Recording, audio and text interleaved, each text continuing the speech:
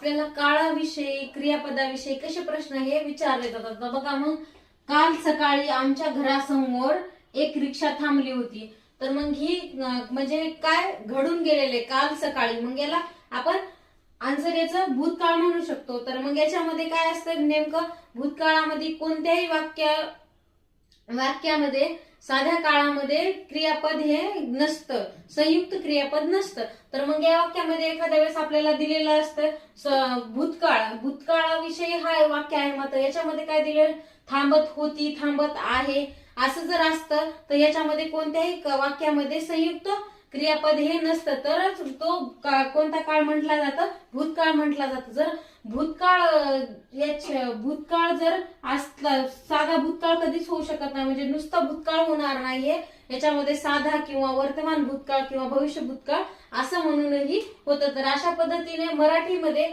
आपल्याला वर्तमान काळाविषयी, भविष्य काळाविषयी, पुन्हा अपूर्ण भूतकाळाविषयी याच्यावर आपल्याला प्रश्न हे विचारले जातात. तर अशा पद्धतीने मराठी व्याकरणावरला सगळ्यात महत्वाचा पाठ हा असतो.